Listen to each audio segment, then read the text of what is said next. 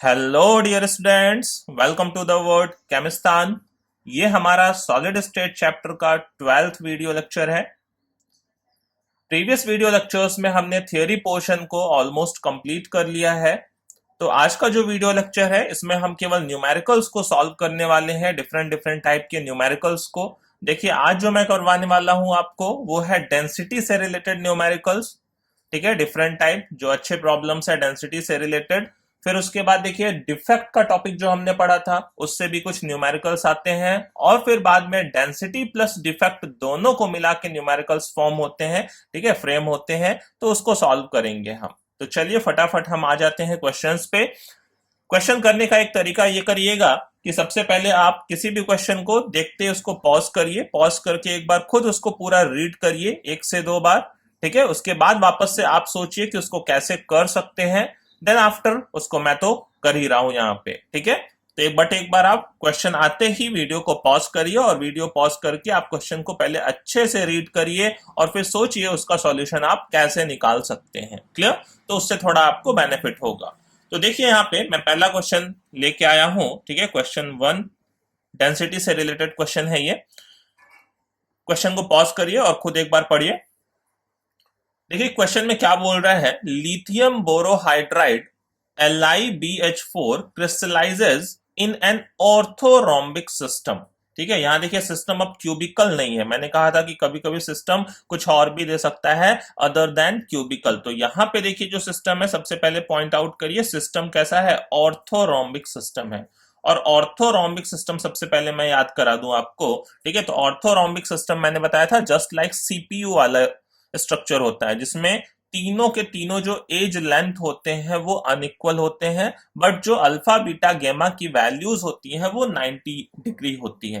ठीक है, तो अगर मैं ऑर्थोरोम्बिक सिस्टम को याद करूं तो वहां पे A not equal to B not equal to C होता था। ठीक है, but alpha equal to beta equal to gamma equal to 90 degree होता था। ठीक है, तीनों जो लेंथ होती थी, एज लेंथ, वो अनइक्वल होती थी, बट तीनों के बीच में जो एंगल होता था वो 90 डिग्री का एंगल होता था। क्लियर?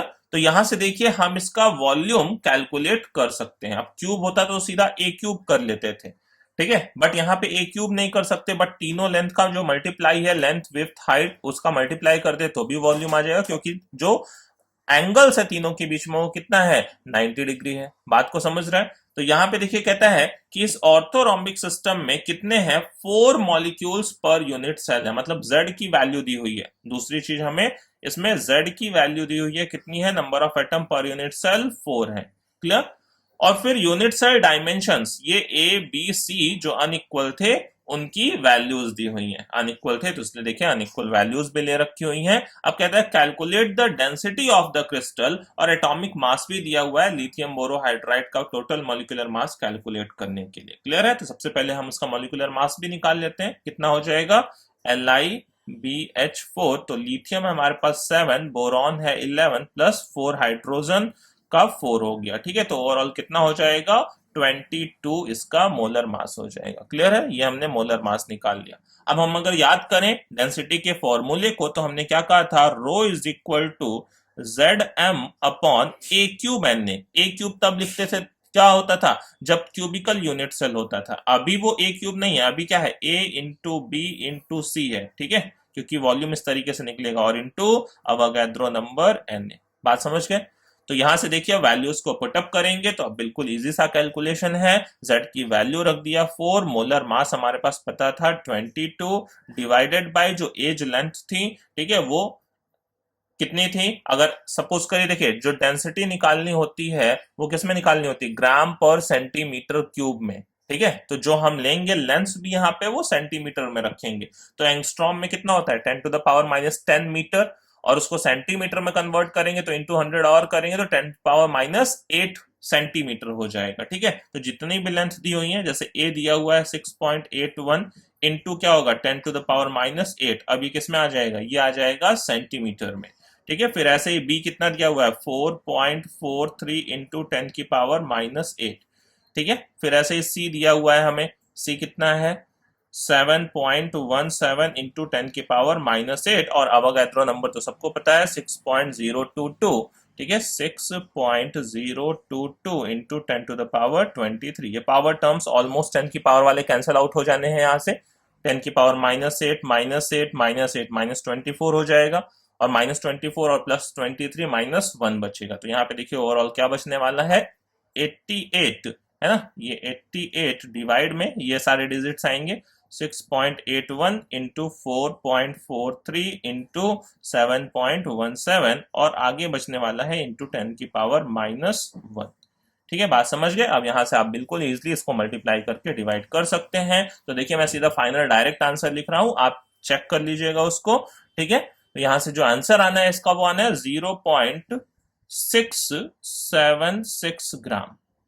ठीक है, लास्ट डिजिट में थोड़ा आगे पीछे हो सकता है, उतना चलेगा। क्लियर है, ग्राम पर सेंटीमीटर क्यूब। डेंसिटी जो यहाँ पे हमने लिखी, इसीलिए सेंटीमीटर वाली यूनिट्स ली थी लेंथ की, तो ग्राम पर सेंटीमीटर। मैंने आपको पहले ही बोला डेंसिटी जब भी पूछा हो तो किस यूनिट में ज्यादा प्रेफर करेंगे कैलकुलेट करना, ग्राम पर सेंटीमीटर क्यूब में ज्यादा प्रेफर करेंगे। क्लियर है। तो ये देखिए क्वेश्चन किस पे बेस्ड था, आपको कोई भी स्ट्रक्चर दिया हुआ है तो उसका जो वॉल्यूम है वो यहाँ पे आपको खुद से लिखना पड़ेगा। क्यूब है तो कोई टेंशन नहीं है, फिर तो ए क्यूब होता है, but other than cubical structure अगर कोई भी स्ट्रक्चर हमें देता है तो उसका वॉल्यूम आपको मैथमेटिकली सोच के यहाँ पे कैलकुलेट करके लिखना होगा। क्लियर है। तो चलिए फिर हम चलते हैं अपने नेक्स्ट क्वेश्चन पे, सेकेंड क्वेश्चन पे। ठीक है, फिर से वापस से आप वीडियो को पॉज करिए और क्वेश्चन को एक बार पढ़िए। ठीक है, कि क्वेश्चन में क्या दिया हुआ है, क्या गिवन है, और सोचिए उसे कैसे सॉल्व करेंगे। क्लियर है, ये है अपना क्वेश्चन नंबर 2।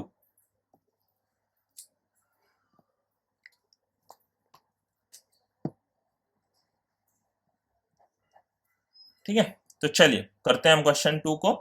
देखिए क्या कह रहा है कि आयरन है, iron crystallises in several forms. ठीक है, बहुत सारे फॉर्म में वो क्रिस्टलाइज होता है। ठीक है, उसमें क्या क्या है, at 1185 kelvin the body centred cubic alpha form of iron changes to face centred cubic gamma form of iron. ठीक है, 1185 केल्विन का एक टेम्परेचर लिया हुआ है जिसमें कि आयरन का जो बीसीसी स्ट्रक्चर है, ठीक है, बॉडी सेंटर्ड क्यूबिकल, जिसको अल्फा फॉर्म बोल रहा है। ठीक है, बीसीसी स्ट्रक्चर है, अल्फा फॉर्म एक बीसीसी स्ट्रक्चर है जो कि किस में कन्वर्ट हो जाता है, गैमा फॉर्म में कन्वर्ट हो जाता है, जो कि कैसा स्ट्रक्चर है, फेस सेंटर्ड क्यूबिक स्ट्रक्चर है। ठीक है, जिसको गैमा फॉर्म बोल रहा है। तो 1185 पे मतलब ऐसा कन्वर्जन हो रहा है, तो मतलब क्या है, आयरन दो स्ट्रक्चर्स रख रहा है अलग अलग टेम्परेचर पे। बात समझ रहे हैं, आयरन अलग अलग टेम्परेचर पे, आयरन क्या है, वो पहले बीसीसी यूनिट सेल में क्रिस्टलाइज्ड है। जब हम उसको टेम्परेचर दे रहे हैं कितने का, 1185 केल्विन का, तो वो चला जा रहा है एफसीसी में। तो बीसीसी वाले को ये बोल रहा है कि ये अल्फा फॉर्म था, ठीक है, और एफसीसी वाले को बोल रहा है ये गैमा फॉर्म था। ठीक है, ये जो कन्वर्जन है ये एक ट्रांजिशन टेम्परेचर पे हो रहा है। वो कौन सा टेम्परेचर है, 1185 का टेम्परेचर है। दोनों ही आयरन के ही स्ट्रक्चर है। बात समझ रहे हैं, क्लियर। तो कह रहा है कि assuming that the distance between the nearest neighbor is same in two form of the transition temperature, दोनों ही फॉर्म में डिस्टेंस बिटवीन नियरेस्ट एटम्स क्या है, सेम है। मतलब आयरन का जो रेडियस है वो चेंज नहीं हो रहा है। ठीक है, जो रेडियस आयरन का यहाँ पे है वो रेडियस आयरन का, रेडियस ऑफ आयरन में कोई चेंजिंग नहीं आ रही है, बट यूनिट सेल का एज लेंथ तो बदल जा रहा होगा क्योंकि स्ट्रक्चर बदल रहा है। बात समझिए, बीसीसी में यूनिट सेल की एज लेंथ कुछ और होगी, एफसीसी में यूनिट सेल की एज लेंथ चेंज हो जाएगी क्योंकि मॉलिक्यूल्स का जो अरेंजमेंट है वो चेंज हो जाएगा, तो यूनिट सेल की जो डायमेंशन है वो चेंज हो जाएगी। ठीक है, बट आयरन तो वो उसका एटम तो अपना रेडियस चेंज नहीं करेगा। ठीक है, इसलिए यहाँ पे एक पॉइंट लिख भी दिया है, ये पॉइंट नहीं लिखता तो भी हम ये कंसीडर करके चलते कि आयरन का जो रेडियस है वो चेंज नहीं हुआ होगा। हाँ, यूनिट सेल की डायमेंशन स्ट्रक्चर के चेंज होने की वजह से चेंज हो गई होगी। क्लियर है, बात समझ रहे हैं। तो कहता है calculate the ratio of densities of alpha form to that of gamma form at the transition temperature. यहाँ पे जो डेंसिटी है, ठीक है, सपोज करें अल्फा फॉर्म में डेंसिटी क्या है, रो अल्फा, या मैं रो बीसीसी लिख दूं ज्यादा क्लियर होगा, और यहाँ पे जो डेंसिटी है रो एफसीसी। ठीक है, इन दोनों डेंसिटीज का हमें क्या चाहिए, रेशियो चाहिए। क्लियर है, आई होप आपको क्वेश्चन क्लियर हो गया होगा। तो चलिए कैलकुलेट करते हैं हम। ठीक है, देखिए सबसे पहले तो अगर मैं कहूं कि मुझे दोनों की डेंसिटीज का रेशियो चाहिए तो मुझे क्या चाहिए, मतलब rho BCC divided by rho FCC चाहिए। ठीक है, तो देखिए यहां पे मैं लिखूंगा रो बीसीसी, पहले बीसीसी वाले स्ट्रक्चर के लिए Z M upon a cube N A. ठीक है, Z M upon a cube N A. ठीक है, ए क्यूब एन ए। तो ये किस स्ट्रक्चर के लिए लिखना है मुझे, बीसीसी के लिए। फिर से नीचे वाली एफसीसी के लिए डेंसिटी लिखूंगा, rho is equal to Z M upon a cube N A. But ये जो वैल्यूज लिखनी है वो मुझे किसके लिए लिखनी है, एफसीसी स्ट्रक्चर के लिए लिखी है। ध्यान दीजिए ये सब वैल्यूज अलग अलग होंगे। अच्छा, मोलर मास तो अलग नहीं होगा, अवागैड्रो नंबर तो अलग नहीं होगा, लेकिन जेड ए की वैल्यूज जो दोनों स्ट्रक्चर में है वो डिफरेंट डिफरेंट होंगी। बीसीसी में number of atom per unit cell कितने होते हैं, 2। एफसीसी में number of atom per unit cell कितने होते हैं, 4। यहाँ पे जो एज लेंथ है वो अलग होगी, यहाँ पे एज लेंथ अलग होगी, वो कैसे कैलकुलेट करेंगे, ठीक है वो देखिए। यहाँ से ये दो चीजें तो हम एब्सोल्युटली कट कर सकते हैं। दो कौन कौन से, मोलर मास तो चेंज नहीं होने वाला है, आयरन का मोलर मास वही रहने वाला है, तो वो दोनों स्ट्रक्चर में कट होगा। ठीक है, एन ने अवोगाड्रो नंबर भी चेंज नहीं होने वाला है, वो भी कट होगा। अब बचेगा Z by A cube BCC के लिए लिखना है और Z by A cube FCC के लिए लिखना है। तो चलिए देखते हैं। यहाँ पे देखिए हम कह सकते हैं कि rho BCC divided by rho FCC is equal to, देखिए number of atom per unit cell हमें पता है बीसीसी स्ट्रक्चर में कितना होता है, 2। अब डिवाइड बाय, देखिए ए को किस फॉर्म में रखें, ए तो अलग अलग है बट देखिए रेडियस सेम है। रेडियस मैंने कहा आयरन का सेम है, तो दोनों ए को अगर मैं रेडियस के फॉर्म में लिख दूं तो बाद में आर की वैल्यू कट हो जाएगी। अब याद करिए बीसीसी स्ट्रक्चर में रेडियस और एज लेंथ का क्या रिलेशन होता था। ठीक है, तो अगर बीसीसी के लिए मैं याद दिलाऊं तो √3a की वैल्यू 4r के इक्वल होती थी। याद है, BCC body centred, body centre को लेते थे, है ना, डायगोनल पे सारे एटम टच करते थे, बॉडी डायगोनल की वैल्यू होती थी √3a equal to total 4r के होता था। तो यहां से चाहूं तो देखिए मैं बीसीसी स्ट्रक्चर के लिए जो एज लेंथ a की वैल्यू है, a की वैल्यू यहां से मैं क्या लिख सकता हूं, a is equal to 4r by √3। बात समझ गए, तो देखिए यहां से क्या हो जाएगा, 4r बाई √3, ये a हो गया, क्लियर है, और इस a का क्या है, क्यूब है, तो इसका क्यूब हो जाएगा। ऐसे सिमिलरली देखिए एफसीसी के लिए, एफसीसी के लिए number of atom per unit cell कितने थे, number of atom per unit cell थे 4 होते हैं एफसीसी में, number of atom per unit cell. अच्छा, एफसीसी में ए की वैल्यू आर के टर्म में कैसे लिख सकता था, एफसीसी में क्या होता था, देखिए एफसीसी में √2a की वैल्यू 4r के इक्वल होती थी, या ए की वैल्यू क्या हो जाती थी, 4r बाई √2, 4r बाई √2, या इसी को लिख सकते थे हम क्या, √2r। ठीक है, इसी को देखिए हम लिख सकते हैं 2√2r। तो यहां से देखिए एफसीसी के लिए मैं रखूंगा इस a की वैल्यू r के टर्म में, तो ये हो जाएगा 2√2r का होल क्यूब। अब बिल्कुल सिंपल सा है। अब देखिए आर क्यूब भी जो होगा वो कैंसिल हो जाएगा, बस केवल डिजिट्स बचेंगे और डिजिट्स का आप रेशियो इजिली कैलकुलेट कर सकते हैं। बात क्लियर है, ये हमने लिख लिया देखिए किस स्ट्रक्चर के लिए, ये लिख लिया हमने बीसीसी के लिए, ये लिख लिया हमने एफसीसी के लिए। ठीक है, बात समझ गए, ये फॉर बीसीसी मैंने बताया था और ये फॉर एफसीसी बोला था। क्लियर है, तो अब देखिए ये रेशियो, ये आर क्यूब कट जाएगा। अब यहाँ से मैं कैलकुलेशन करूं या आप करें एक ही बात है। ठीक है, तो मैं सीधे वैल्यूज को लिख देता हूं, ये आप कैलकुलेशन करके खुद ट्राई करिएगा। ये जो आंसर है ये यहाँ पे आना चाहिए इक्वल टू 0.918। मैं डायरेक्ट फाइनल आंसर लिख रहा हूं, मैंने बस केवल आपको अप्रोच बता दिया, कैलकुलेशन का काम आप खुद कर सकते हैं। क्लियर है, चलिए अब हम नेक्स्ट क्वेश्चन पे चलते हैं, क्वेश्चन नंबर 3 पे। ठीक है, आई होप आपको क्वेश्चंस क्लियर हो रहे होंगे। तो मैं आपको ऐसे डिफरेंट डिफरेंट टाइप के न्यूमेरिकल्स यहाँ पे करवा रहा हूँ जिससे आपका जो प्रीवियस कॉन्सेप्ट है वो ज्यादा क्लियर होगा। चलिए क्वेश्चन नंबर 3 पे चलते हैं, फिर से वही प्रोसेस, वीडियो को पॉज करिए, क्वेश्चन को खुद सोचिए। देखिए डिफेक्ट का क्वेश्चन है, ठीक है, तो क्वेश्चन को खुद ट्राई करने की कोशिश करिए। ये होगा अपना क्वेश्चन नंबर 3। ठीक है, तो देखिए क्वेश्चन नंबर 3 में क्या दिया हुआ है, if NaCl is doped with 10 to the power -3 mole% of strontium chloride। देखिए लास्ट में हमने डोपिंग का टॉपिक पढ़ा है, ठीक है, कि किसी फॉरेन एलिमेंट के साथ क्या करते हैं, हम डोपिंग करते हैं। ठीक है, तो जैसे मैंने वो NaCl वाला एग्जांपल दिया था कि सोडियम क्लोराइड का क्रिस्टल है।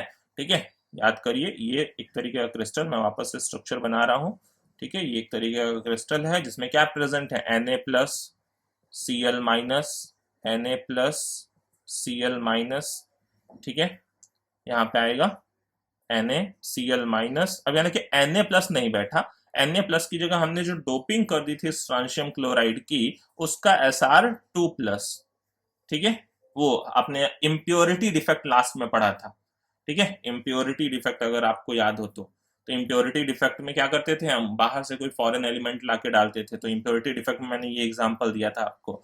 फिर देखिए यहाँ पे कौन प्रेजेंट होना है, Cl माइनस के बाद Na प्लस, फिर Cl माइनस, फिर Na प्लस, ठीक है। अच्छा आप देखिए दो Na प्लस गायब हुए होंगे तो उसकी जगह एक Sr2 प्लस बैठा होगा, ये हमने बोला था, ठीक है, क्योंकि एक Sr पे कितना है, दो पॉजिटिव चार्ज है, तो दो Na प्लस जाएंगे तो टोटल इलेक्ट्रिकल न्यूट्रलिटी क्या होगी, वो स्ट्रक्चर की मेंटेन रहेगी, ठीक है। तो बाकी यहाँ पे क्या था, Na प्लस Cl माइनस, अब एक Na प्लस की जगह वैकेंट करनी पड़ेगी क्योंकि चार्ज को मेंटेन करना पड़ेगा, दो Na प्लस को हटाया होगा अपने साइड से तो दो पॉजिटिव गया होगा, उसकी जगह पे एक Sr2 प्लस आ गया होगा तो दो पॉजिटिव कवर हो गया होगा, बात समझ गए। तो सोचिए यहाँ पे पहले एक बार मैं स्ट्रक्चर पूरा बना दो, Na plus Cl minus, Na plus की जगह खाली हो गए Cl माइनस, फिर देखिए यहाँ पे कौन आ जाएगा, Cl minus Na plus, Cl minus Na plus, ऐसा है। अब ध्यान दीजिए दो Na प्लस गए तो उसकी जगह एक Sr2 प्लस आया। अब उल्टा सोचिए, एक Sr2 प्लस आया तो उसने कितनी वैकेंसी को क्रिएट किया, एक वैकेंसी को क्रिएट किया। ध्यान दीजिए एक Sr2 प्लस आया तो उसकी वजह से कितनी वैकेंसी जनरेट हुई, एक वैकेंसी जनरेट हुई, ऐसा बोल सकते हैं हम, ठीक है। तो मतलब जितने मोल Sr2 प्लस के हम लेके आए होंगे यहाँ पे डोपिंग में, उतने वैकेंसीज को उसने क्रिएट कर दिया होगा। तो देखिए क्वेश्चन भी वही है कि what is the concentration of cation vacancy, भाई Sr2 प्लस को डालने की वजह से कैटायन वैकेंसी जनरेट हो गई होगी, कैटायन वैकेंसी, ठीक है, यही कैटायन वैकेंसी है, तो इस कैटायन वैकेंसी का, ठीक है, क्या हमें कंसंट्रेशन यहाँ पे फाइंड आउट करना है कितना होगा। बात क्लियर है कि जितने नंबर ऑफ Sr2 प्लस आए होंगे उतने ही नंबर ऑफ क्या आएंगी, वैकेंसीज आएंगी। बट यहाँ देखिए मोल परसेंट में दिया है, मोल भी नहीं लिखा हुआ है, मोल परसेंट, एक थोड़ा टेक्निकल टर्म दिया हुआ है, मोल आगे वो भी परसेंट लगा दिया, परसेंट का मतलब क्या होता है, ठीक है, 100 में, ठीक है। तो अगर हमें चाहिए परसेंट से वापस पुरानी वैल्यू पे आनी है, मोल परसेंट से मोल निकालना है तो डिवाइड बाय क्या करना पड़ेगा, 100 करना पड़ेगा। बात समझ रहे हैं कि पहले SrCl2 के कितने मोल डाले हमने, ठीक है, तो जितने SrCl2 के मोल होंगे उतने ही Sr के भी मोल होंगे, स्ट्रांशियम के भी मोल होंगे। तो चलिए पहले मैं लिखता हूं, देखिए कितना था हमारे पास, SrCl2 की मैं बात करूं तो वो 10⁻⁻3 ये मोल परसेंट था। बात समझ रहे हैं, इसको मोल में कन्वर्ट करना है तो 10⁻⁻3 डिवाइड बाय क्या करना पड़ेगा, 100। बात समझ गए, तो ये मोल हो जाएगा क्योंकि परसेंट से उल्टा मैंने मोल निकाल दिया। इसी से मुझे परसेंट निकालना होता तो क्या करता है, सपोज करिए इतने मोल होते तो परसेंट निकालने के लिए हम क्या करते हैं, इंटू 100, ठीक है, तो इंटू 100 करते 100 कट जाता तो वो मोल परसेंट आ जाता। अब बात समझ गए होंगे, ठीक है। तो ये कितना हो जाएगा, SrCl2 के मोल कितने हो जाएंगे, 10⁻⁻5 मोल। क्लियर। अब जितने SrCl2 के मोल हैं उतने ही तो क्या होंगे, इक्वल टू Sr2 प्लस के मोल होंगे, क्योंकि भाई एक मोल SrCl2 में एक मोल Sr2 प्लस है, ठीक है। अच्छा अब ये मोल हो गए Sr2 प्लस के, तो इतने ही मोल उसने क्या क्रिएट होगा, भाई जितने Sr2 प्लस आए होंगे उतने ही ये वैकेंसीज भी क्रिएट होंगी। बात समझ रहे हैं, तो number of vacancies created, number of vacancies vacancies created की अगर मैं बात करूं तो वो इक्वल टू किसके होगा, इस Sr2 प्लस के ही इक्वल होगा। और वो कितना है, मोल में मैं बोलूं तो 10⁻⁻5 मोल है, ठीक है। अगर नंबर में मुझे चाहिए तो अवोगाड्रो नंबर से मल्टीप्लाई कर दूं, अगर नंबर्स में चाहिए तो नंबर्स में क्या हो जाएगा, 10⁻⁻5 इंटू 6.022 इंटू 10⁻23, ठीक है। तो नंबर्स में आ जाएगा कितना, 6.022 इंटू 10⁻18। तो ध्यान दीजिए थोड़ा सा ये टेक्निकल क्वेश्चन था, ठीक है। एक तो ये मोल परसेंट ध्यान रखिए, उससे मोल निकाला मैंने, और दूसरा ये हमें कॉन्सेप्ट समझना था कि जितने Sr2 प्लस आएंगे उतने ही वैकेंसीज यहाँ पे क्रिएट होंगी। तो चलिए हम चलते हैं फिर नेक्स्ट क्वेश्चन नंबर 4 पे, ठीक है। ऐसे एक एक क्वेश्चन को समझते चलिए, उसके कॉन्सेप्ट को क्लियर करते चलिए। चलिए इस क्वेश्चन को भी वापस से पॉज करिए, ये है हमारा क्वेश्चन नंबर 4। और खुद सोचिए कि इस क्वेश्चन का सॉल्यूशन क्या होगा। क्वेश्चन नंबर 4 है, ठीक है। देखिए यहाँ पे क्या बोल रहा है हमसे कि बहुत ही अच्छा क्वेश्चन है, बोर्ड में काफी पूछा जाता है ये क्वेश्चन, ठीक है, जेईई में भी आ चुका है। Analysis shows that nickel oxide has the formula Ni0.98O1। देखिए हमने एक नॉन स्टोइक्योमेट्रिक डिफेक्ट का टॉपिक डिस्कस किया, उसमें कहा हमने कि जो मॉलिक्यूल की स्टोइक्योमेट्री है वो चेंज हो जाती है, मतलब ये 1:1 का रेशियो यहाँ पे कुछ नहीं है, यहाँ पे कुछ 0.98:1 का रेशियो है। नॉन स्टोइक्योमेट्रिक डिफेक्ट में ऐसे एग्जाम्पल हमने दिए हुए थे। अब देखिए कहता है कि अच्छा ये डिफेक्ट जनरेट कैसे होते थे, वो वेरिएबल ऑक्सीडेशन स्टेट वाली कंडीशन की वजह से। जैसे मैंने आयरन का वहां पे एग्जांपल दिया था कि 3 Fe2+ की जगह पे क्या आ जाए, 2 Fe3+ आ जाए, ठीक है, तो चार्ज तो मेंटेन रहेगा बट आयरन के नंबर कम हो जाएंगे। वैसे यहाँ पे निकल भी क्या है, देखिए निकल भी दो फॉर्म में प्रेजेंट हो रहा है, निकल 2+ के फॉर्म में भी है, निकल 3+ के फॉर्म में भी है। तो मतलब 3 निकल 2+ या कुछ ऐसे और निकल 2+ गए होंगे, उसकी जगह पे निकल 3+ आ गए होंगे, ठीक है, जिसकी वजह से क्या हो गया होगा, निकल का जो स्टोइक्योमेट्री है वो मेंटेन नहीं रहा होगा। अब हमसे यही पूछ रहा है क्वेश्चन में, देखिए कि इस 0.98 में कितने फ्रैक्शंस निकल 2+ वाले के रहे होंगे और कितने फ्रैक्शंस निकल 3+ वाले के रहे होंगे। बात समझ रहे हैं भाई, इस निकल में दोनों टाइप के निकल होंगे। जो हम फॉर्मूला लिख रहे हैं Ni0.98O, वो तो यहाँ 1 है, उसमें ये दो टाइप के निकल होंगे, एक निकल 2+ भी होगा और दूसरा निकल 3+ भी होगा। बात समझ रहे हैं। तो देखिए मैं यहाँ पे कंसीडर कर लेता हूँ कि 0.98 ये टोटल मोल किसके थे, निकल के।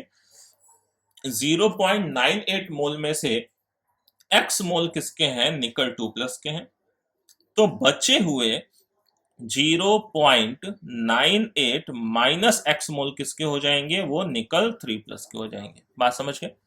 टोटल निकल कितना था, 0.98 मोल था सपोज करिए, तो उसमें एक्स मोल किसके हो जाएंगे, निकल 2+ के हो जाएंगे, वो हमने कंसीडर किया। तो बाकी बचे 0.98 माइनस एक्स मोल किसके हो जाएंगे, निकल 3+ के हो जाएंगे।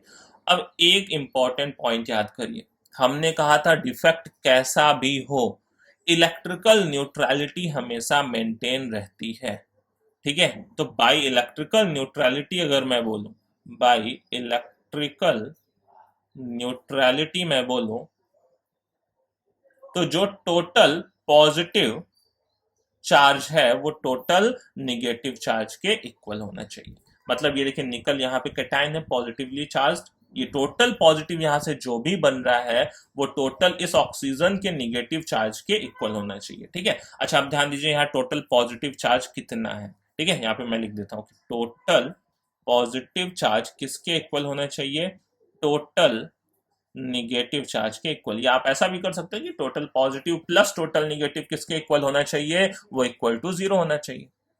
बात समझ रहे हैं। ये देखिए मॉड वैल्यू, मतलब टोटल पॉजिटिव टोटल निगेटिव, यहाँ माइनस में मत रख दीजिएगा, माइनस में तब रखते जब ऐसा करते कि total positive plus total negative equal to 0, तब वहां पे टोटल निगेटिव की वैल्यू माइनस में रखते हैं, ठीक है। यहाँ पे केवल वैल्यूज को हमें इक्वल करना है। बात समझ रहे हैं, टोटल पॉजिटिव टोटल निगेटिव के इक्वल होना चाहिए। तो ध्यान दीजिए टोटल पॉजिटिव कितना हो जाएगा, एक्स मोल पे देखिए कितना था, 2+ चार्ज था एक्स मोल पे, ठीक है, जो एक्स मोल से निकल 2+ के, तो एक्स मोल पे कितना था, 2+ चार्ज था, 2+ चार्ज था। तो टोटल पॉजिटिव चार्ज यहां से कितना हो जाएगा, 2 इंटू एक्स, क्लियर है, 2 पॉजिटिव चार्ज था एक्स मोल्स पे, प्लस 3 पॉजिटिव चार्ज था, देखिए कितने पे, 0.98 माइनस एक्स मोल पे, ये टोटल पॉजिटिव। अच्छा टोटल निगेटिव चार्ज ऑक्सीजन पे कितना था, 2 माइनस, एक मोल के ऊपर कितना, 2 माइनस होता है, ठीक है। तो यहाँ 2 माइनस में मत लीजिएगा क्योंकि हम वैल्यूज को इक्वल कर रहे हैं, माइनस तब लेते जब इधर लिखते, इधर होता तो -2 होता, ठीक है। तो आप देखिए यहाँ से x की वैल्यू निकाल सकते हैं, ये कितना हो जाएगा, 2x, ये देखिए मल्टीप्लाई कर लेंगे यहाँ से, तो कितना हो जाएगा, 3 8 जा 24, 3 9 जा 27 और 2 9, तो 2.94 हो जाएगा और -3x इक्वल टू 2, ठीक है। बात समझ गए। तो यहाँ से देखिए ये -x बचेगा, x की वैल्यू उधर जाएगी तो वो +x हो जाएगा और 2.94 में से 2 चला जाएगा तो 2.94 माइनस 2x की वैल्यू आ जाएगी 0.94। ये देखिए हमें क्या मिल गया, ये x मिल गया, ठीक है। x क्या था, ये निकल के, ठीक है, फ्रैक्शंस थे इसके अंदर में, बात समझ रहे हैं? तो अब देखिए परसेंटेज अगर हमें निकालना है, ये x तो ये आ गया, मतलब इसके अंदर निकल 0.98 के अंदर निकल 2 प्लस कितना था, 0.94 था, और बाकी बचा ये कितना था, ये भी अगर मुझे चाहिए, ठीक है, तो यहाँ पे कितना आ जाएगा 0.98 माइनस 0.94, तो कितना हो जाएगा 0.04। बात समझ गए? ये दोनों के मोल्स आ गए यहाँ पे, 0.98 में इतने ये रहे होंगे, इतने ये रहे होंगे। अब सपोज करिए मुझे परसेंटेज निकालना है कि Ni2 प्लस का परसेंटेज कितना होगा, ठीक है, तो परसेंटेज Ni2 प्लस अगर मुझे निकालना है तो क्या हो जाएगा, Ni2 प्लस था कितना 0.94, 0.94 डिवाइडेड बाई टोटल Ni कितना था 0.98 इंटू क्या कर दूं 100 कर दूं, तो टोटल क्या हो जाएगा 90। देखिए ये अराउंड आ जाएगा 96%, मतलब 96% क्या था उसमें, निकल 2 प्लस वाले प्रेजेंट थे, ठीक है। एंड परसेंटेज निकल चाहिए तो फिर बाकी बचा हुआ परसेंटेज 4% किसका होगा, ठीक है, परसेंटेज निकल 3 प्लस चाहिए, तो ओवरऑल ये आ जाएगा, देखिए वहां से 100 में से माइनस तो 4%, ठीक है, ये दोनों के परसेंटेज हो जाएंगे बराबर। तो चलिए फिर चलते हैं अपने नेक्स्ट क्वेश्चन पे, क्वेश्चन नंबर 5 पे, ठीक है, क्वेश्चन नंबर 5। देखिए इस क्वेश्चन में क्या दिया हुआ है, ये भी क्वेश्चन ऑलमोस्ट पीछे के जैसा सिमिलर ही है, बट यहाँ मास के टर्म में हमसे परसेंटेज पूछा हुआ है। क्वेश्चन को पढ़िए, देखिए composition of a sample of wustite, ठीक है, एक वुस्टाइट स्ट्रक्चर होता है, ठीक है, TIT वुस्टाइट स्ट्रक्चर होता है आयरन का, ठीक है, उसमें क्या कह रहा है, जो फॉर्मूला है उसका Fe0.93O है, ठीक है, तो इसमें भी एक नॉन स्टोइकियोमेट्रिक डिफेक्ट मतलब प्रेजेंट होगा। अब कहता है what mass percent of iron is present, ठीक है, अब यहां पे पूछ रहा है व्हाट मास परसेंट, ठीक है, कितना mass percent of iron present होगा in the form of Fe3 plus ions, मतलब यहाँ पे भी देखिए आयरन तो दोनों फॉर्म में प्रेजेंट रहे होंगे। अब हमारे पास जो नॉन स्टोइकियोमेट्रिक फॉर्मूला है वो तभी बना होगा Fe0.93O, हमने याद करो कहा था Fe0.93 से 0.96O तक वेरी करता है, याद है, ठीक है, तो उसी तरह का देखिए यहाँ फॉर्मूला दिया हुआ है Fe0.93O, ठीक है, तो इसमें ये Fe मतलब दोनों फॉर्म में प्रेजेंट रहे होंगे, Fe2 प्लस के फॉर्म में भी और Fe3 प्लस के फॉर्म में, ठीक है, क्लियर है। तो यहाँ पे देखिए एक का ही परसेंटेज पूछा हुआ है, वो भी मास परसेंटेज पूछा हुआ किसका, Fe3 प्लस का, क्लियर है। तो अब देखिए जिसका पूछा हुआ है उसी का x मान लेते हैं, है ना, तो Fe3 प्लस का सपोज करिए कि यहाँ पे 0.93 मोल्स में से क्या था, Fe3 प्लस के जो मोल्स थे वो कितने थे, वो x थे, क्लियर, इसके x मोल्स प्रेजेंट थे, तो इसके कितने मोल्स हो जाएंगे, इसके हो जाएंगे 0.93 माइनस एक्स, बिल्कुल पीछे जैसे क्वेश्चन किया हमने उस तरीके से, क्लियर है, इसके एक्स मोल कंसीडर कर लिए, इसके 0.93 माइनस एक्स मोल हो गए, क्लियर। अब देखिए फिर से मैंने पहले x की वैल्यू कैलकुलेट कर ली, टोटल पॉजिटिव को टोटल निगेटिव चार्ज के इक्वल बना दिया, ठीक है, बाय इलेक्ट्रिकल न्यूट्रलिटी, ठीक है, तो by electrical neutrality, by electrical neutrality हम बोल सकते हैं total positive equal to total negative charge, ठीक है, तो हमारे पास देखिए टोटल पॉजिटिव अब कितना हो जाएगा, 2 प्लस थे कितने मोल्स के ऊपर, 0.93 माइनस एक्स के ऊपर, 2 मोल्स, 2 प्लस थे 0.93 माइनस एक्स मोल्स के ऊपर, प्लस 3 प्लस था देखिए कितने के ऊपर, एक्स मोल्स के ऊपर, टोटल निगेटिव चार्ज वो तो वही 2 है ना, ऑक्सीजन के ऊपर 2 निगेटिव चार्ज है, ठीक है, तो यहां से फिर देखिए x की वैल्यू आ जाएगी, ये देखिए मल्टीप्लाई करेंगे, 2 3 6, 2 9 18, ये हो जाएगा 1.86 माइनस ये हो जाएगा 2x plus 3x is equal to 2, ये देखिए यहाँ से x बचेगा 3x माइनस 2x x, और ये उधर जाएगा तो 2 में से 1.86 माइनस करेंगे आ जाएगा 0.14, ये देखिए ये मोल का फ्रैक्शन है ना, ये मोल है, ये मोल की 0.93 में कितने मोल थे, Fe3 प्लस वाले के 0.14 मोल थे, ठीक है, बात समझ गए। तो हमारा जो फ्रैक्शन ऑफ Fe3 प्लस आ गया, यहाँ पे Fe3 प्लस मतलब कितने प्रेजेंट है, Fe3 प्लस वो है 0.14 फ्रैक्शन प्रेजेंट है, और Fe2 प्लस कितना प्रेजेंट है, 0.93 से माइनस कर देंगे तो 0.93 माइनस 0.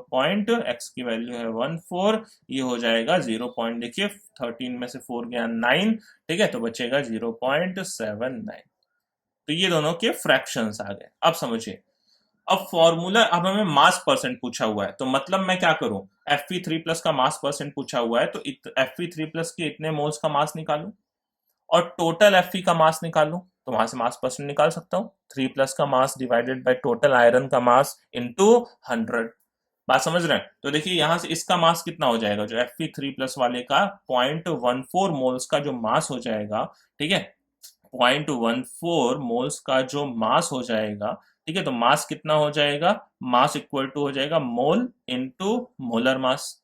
ठीक है, मोलर मास कितना होता है आयरन का, 56। याद है आपको, मैंने स्टार्टिंग में कहा भी था, कुछ नॉर्मल के याद रखिए। तो ये हो गया इसका टोटल, ये हो गया इसका मास हो जाएगा। बात समझ रहे हैं, उतना मोटा। और टोटल एफई कितने थे, 0.93। तो टोटल मोलर मास कितना था एफई का, टोटल एफई का मास, है ना, टोटल एफई का मास कितना था, टोटल एफई तो 0.93 थे, 0.93 और एक आयरन का 56। ठीक है, तो ये यहाँ टोटल मास आ गया।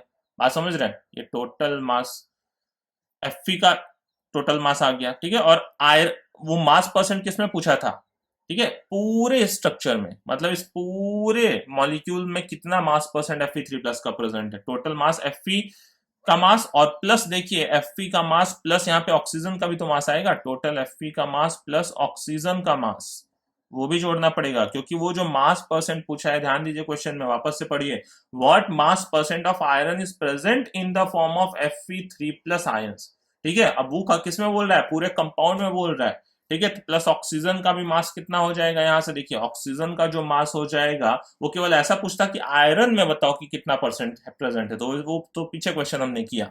ठीक है, बट इस क्वेश्चन में हमें परसेंटेज निकालना है पूरे कंपाउंड में, तो ऑक्सीजन का मास इधर कितना हो गया, ठीक है, वो तो पूरा 1 मोल प्रेजेंट था, तो 1 इंटू 16, तो ये टोटल मास जो कंपाउंड का टोटल मास आ गया, ये देखिए आप कैलकुलेट करेंगे तो कितना आ जाएगा। ठीक है, ये वैल्यू आप कैलकुलेट करेंगे तो आ जाएगा, मैं डायरेक्ट लिख रहा हूं, 68.08 ग्राम। ठीक है, जबकि Fe3+ का मास कितना आया था, वो आया था इतने ग्राम। ठीक है, तो देखिए percent of iron present as Fe3+ कितना हो जाएगा। ठीक है, तो इसलिए percent of iron present as Fe3+, ठीक है, जो Fe3 वाला आयरन, वो आयरन का मास हो जाएगा 0.14 into 56 divided by total mass हो जाएगा, ठीक है, 68.08 और इनटू क्या करना पड़ेगा, 100, तो ये दिख जाएगा 11.5% यहाँ पे आंसर, वो भी ठीक है, आप कैलकुलेट कर सकते हैं। तो बात समझिएगा यहाँ पे, है ना, कि ये देखिए जो Fe3+ के मोल निकले थे 0.14, उसका मास निकाल दिया, ये एक बात हो गई। फिर मैंने टोटल कंपाउंड का मास, 2+ से मतलब नहीं था क्योंकि 2+ वाले का परसेंटेज पूछा नहीं हमसे, ठीक है, वो तो मैंने आपके लिए लिख दिया था कि 2+ वाले का फ्रैक्शन भी इतना होगा। फिर टोटल मास हमने देखे कंपाउंड का निकाल दिया कि टोटल मास कंपाउंड का Fe 0.93, O का टोटल मास कितना होगा, वो टोटल मास इतना होगा, तो वो मास इस मास का कितना परसेंट है, निकाल दिया, 11.5% है। क्लियर है, बात समझ गए? तो चलिए फिर नेक्स्ट क्वेश्चन नंबर 6 पे चलते हैं। ठीक है, वापस वीडियो पॉज करिए, क्वेश्चन को खुद ट्राई करिए। ठीक है, तो ये क्वेश्चन देखिए एक बार, क्वेश्चन में क्या बोल रहा है, पढ़िए।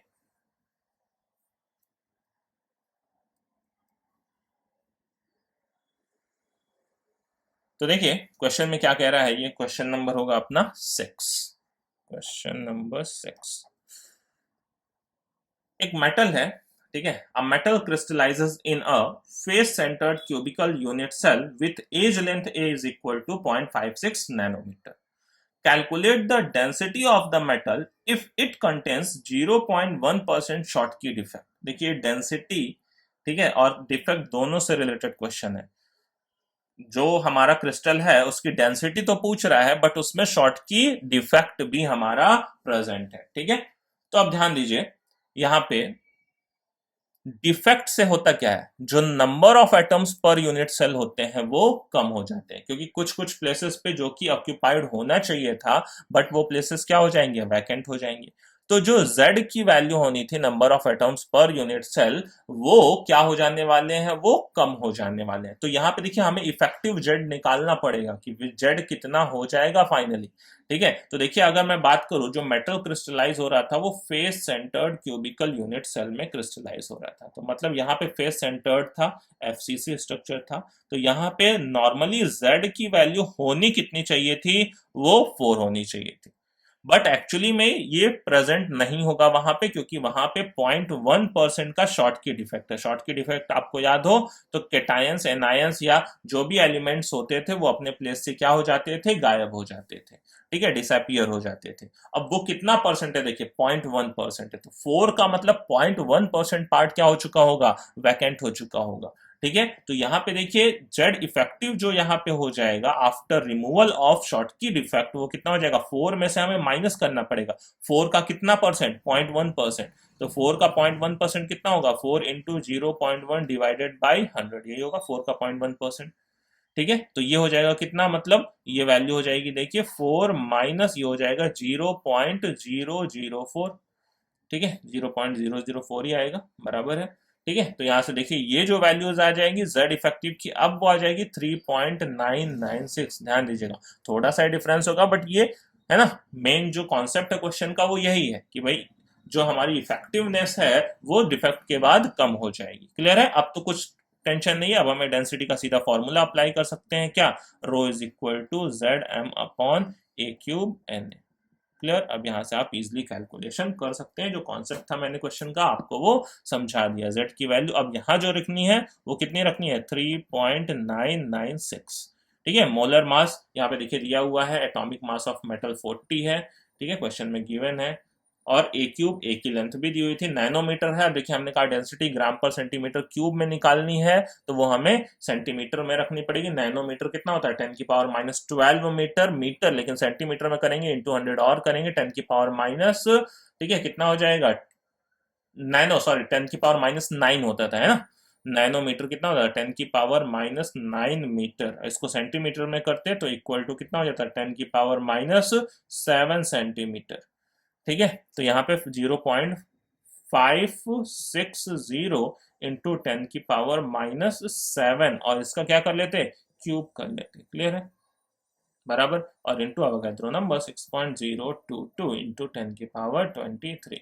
तो ये वैल्यूज आप इजिली यहाँ से कैलकुलेट करके लिख सकते थे। ठीक है, फिर से आप वापस कर लीजिएगा कैलकुलेशन, मैं डायरेक्ट आपको आंसर दे देता हूँ, 1.51 ग्राम पर सेंटीमीटर क्यूब होगा। ठीक है, कैलकुलेशन करने के बजाय हम एक दो एक्स्ट्रा क्वेश्चन के कॉन्सेप्ट को समझ सकते हैं, तो इसलिए मैं किसी भी क्वेश्चन में कैलकुलेशन नहीं कर रहा हूँ। क्लियर, चलिए एक और क्वेश्चन करते हैं, लास्ट क्वेश्चन। ये भी डिफेक्ट और डेंसिटी दोनों से रिलेटेड क्वेश्चन है, क्वेश्चन नंबर 7। ठीक है, क्वेश्चन को वापस पॉज करिए, लास्ट क्वेश्चन है ये हमारा, फिर ऐसे ही न्यूमेरिकल के और भी वीडियोस हम लेके आएंगे। ठीक है, आज ये क्वेश्चन नंबर 7 तक ही रखते हैं।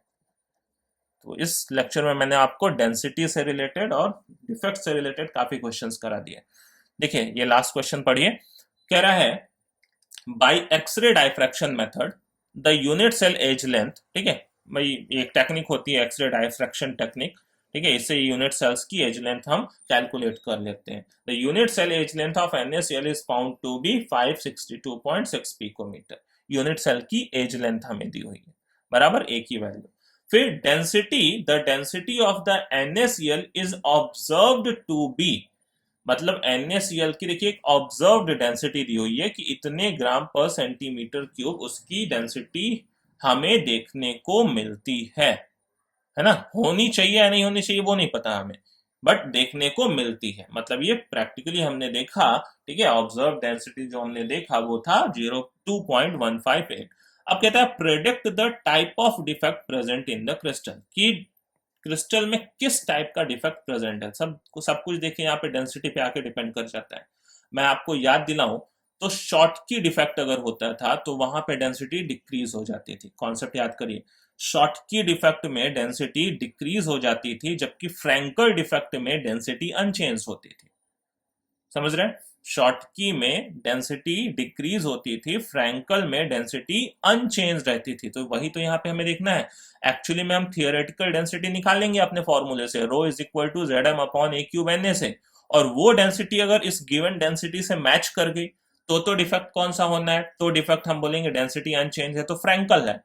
अदरवाइज अगर डेंसिटी कुछ इस गिवन डेंसिटी से क्या आ गई, मतलब ये जो गिवन डेंसिटी वो कैलकुलेटेड डेंसिटी से कम आ गई, ठीक है, तो जो गिवन डेंसिटी है वो कैलकुलेटेड डेंसिटी से कम आ गई, तो मतलब वहां पे क्या रहा होगा? वहां पे शॉर्ट की डिफेक्ट।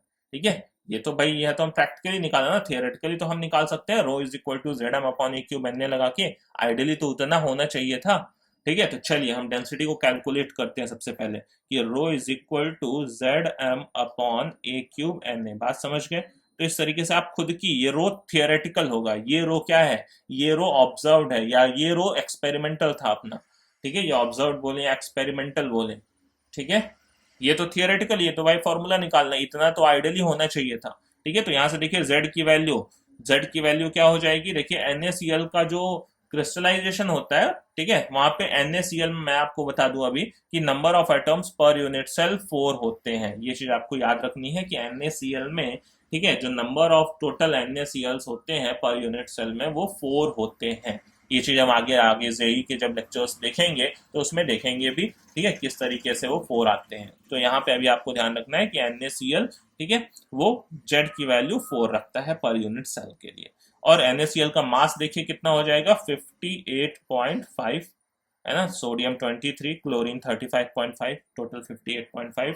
ए एज लेंथ है, फिर से वही हमने कहा सेंटीमीटर में करेंगे। अब देखिए पिकोमीटर 10⁻⁻10 होता था, 10⁻12 होता था मीटर में, और इंटू 100 और कर लेंगे तो सेंटीमीटर में कन्वर्ट हो जाएगा। तो एज लेंथ हो जाएगी 562.6 इंटू 10⁻, ये -10 लिखूंगा तो ये सेंटीमीटर में होगा। ठीक है, इसका क्यूब और इंटू अवोगाद्रो नंबर 6.022 इंटू 10⁻23। बात समझ गए? यहां से देखिए आप डेंसिटी को कैलकुलेट करेंगे, फिर मैं कैलकुलेशन नहीं कर रहा हूं, आपके लिए डायरेक्ट वैल्यू लिख रहा हूं। देखिए वैल्यू आती है 2.182 ग्राम पर सेंटीमीटर क्यूब। अब ध्यान दीजिए, ये थियोरेटिकली इतना आना चाहिए था, बट प्रैक्टिकली जब हम गए क्वेश्चन में, है ना, क्रिस्टल में, ठीक है, तो ऑब्जर्व्ड कितना आया? 2.158। अब देखिए ये वैल्यू क्या थी? थियोरेटिकली ज्यादा थी, प्रैक्टिकली वो वैल्यू क्या आ गई? कम आ गई। तो मतलब डेंसिटी डिक्रीज हुई है। समझ रहे हैं? डेंसिटी में डिक्रीमेंट आया है। डेंसिटी में डिक्रीमेंट आने का मतलब वहां पे जो डिफेक्ट है वो कौन सा है? शॉर्ट की, SCHOTTKY वाला डिफेक्ट है। बात समझ गए? अगर सोचिए डेंसिटी वही आती जो वहां पे क्वेश्चन में लिखा हुआ है तो क्या होता? वहां पे फ्रैंकल होता, क्योंकि उसमें डेंसिटी अनचेंज रहती थी। क्लियर है? तो यहाँ पे डेंसिटी घट गए तो मतलब जो डिफेक्ट प्रेजेंट है वो शॉर्ट की प्रेजेंट है। ये अपना देखिए क्वेश्चन का पहला पार्ट हो गया, predict the type of defect present in the crystal. अब देखिए क्वेश्चन के दूसरे पार्ट पे चलते हैं। Calculate the percentage of Na plus and Cl minus ions, कि भाई कितना परसेंटेज प्रेजेंट है। Calculate the percentage of Na plus and Cl minus ions. ठीक है, तो यहां से देखिए अब हमारे पास क्या है? Z की वैल्यू पे बात आती है। Z की वैल्यू पे बात कैसे आती है? जैसे हमने कहा आइडियल क्रिस्टल में Z की वैल्यू होनी चाहिए थी 4, जब डेंसिटी होती इतनी, बट अभी Z बदल गया होगा ना, तभी तो डेंसिटी भी कम हो गई होगी। हमने कहा डेंसिटी कम हुई, तो डेंसिटी कम कैसे हुआ होगा? Number of atom per unit cell कम हुए होंगे, कुछ क्रिस्टल अपनी जगह से गायब हुए होंगे। ठीक है, डेंसिटी भाई घटी तभी होगी जब वहां से कुछ एटम शॉर्ट की डिफेक्ट की वजह से गायब हो गए होंगे। तो जैसा अभी हमने पीछे क्वेश्चन में किया कि Z की वैल्यू भी क्या हो गई होगी? फिर कम हो गई होगी, number of atom per unit cell 4 नहीं होंगे। अब वो कितने होंगे वो हमें निकालना पड़ेगा, बट मतलब अगेन हमें अब एक्चुअली में इस डेंसिटी से Z की वैल्यू को कैलकुलेट करना होगा। बात समझ रहे हैं? ये क्वेश्चन नंबर 1 के लिए था। अब देखिए क्वेश्चन नंबर 2 के लिए, अब हम इस गिवन डेंसिटी की हेल्प से Z की वैल्यू निकालेंगे। ठीक है, तो Z की वैल्यू अगर मैं लिखूं तो Z की वैल्यू मैं ऐसे निकाल सकता हूं, क्या? Rho into a cube into Na divided by क्या? Molar mass M। बात समझ रहे हैं? ये Z मैं निकाल रहा हूँ इस गिवन डेंसिटी से, वो एक्चुअली कितना आना चाहिए। तो देखिए रो ये वाली रखेंगे, ठीक है, कितनी? 2.158 ग्राम पर सेंटीमीटर क्यूब। ए की वैल्यू तो वही है, कितनी? 562.6 इंटू 10⁻⁻10। का whole cube into Avogadro number 6.022 into 10⁻23 divided by molar mass कितना NaCl का 58.5। अब ये देखिए जो Z कैलकुलेट करेंगे, यहां से फिर मैं डायरेक्ट वैल्यू लिख रहा हूं, यहां पे आएगा 3.956। बात समझ गए, क्योंकि Z देखिए कम तो आना था, आइडियल से कम आना था, ठीक है, 3.956। क्लियर है? तो कितने फॉर्मूला यूनिट सेल्स मिसिंग होंगे, ठीक है, कितने फॉर्मूला यूनिट सेल्स मिसिंग, तो यूनिट सेल्स मिसिंग, ठीक है, यहां देख सकते हैं फॉर्मूला यूनिट सेल्स मिसिंग, वो कितने हो जाएंगे, होने चाहिए थे 4, बट अभी कितने प्रेजेंट है 3.956, तो मतलब मिसिंग कितने हुए 0.044, ठीक है, तो ये मिसिंग वाले हो गए। तो अब भाई परसेंटेज निकालना है कि परसेंटेज मिसिंग यूनिट सेल्स कितने हुए, परसेंटेज मिसिंग यूनिट सेल्स कितने हुए, यूनिट सेल्स, तो भाई मिस हुए 0.044, होने चाहिए थे कितने 4 इंटू 100, तो ये देखिए आ जाएगा कितना 1.1%। क्लियर? तो इस तरीके से देखिए हमने बहुत सारे क्वेश्चंस किए डेंसिटी और डिफेक्ट से रिलेटेड, ये सब अच्छे क्वेश्चंस थे। इस तरह के और क्वेश्चंस करते रहिए, आप भी ट्राई करिए, ठीक है। हम और फिर एक वीडियो लेक्चर में आएंगे कुछ और न्यूमेरिकल प्रॉब्लम्स के साथ, तब तक पढ़ते रहिए। टेक केयर, और कमेंट सेक्शन में कमेंट करना मत भूलिए।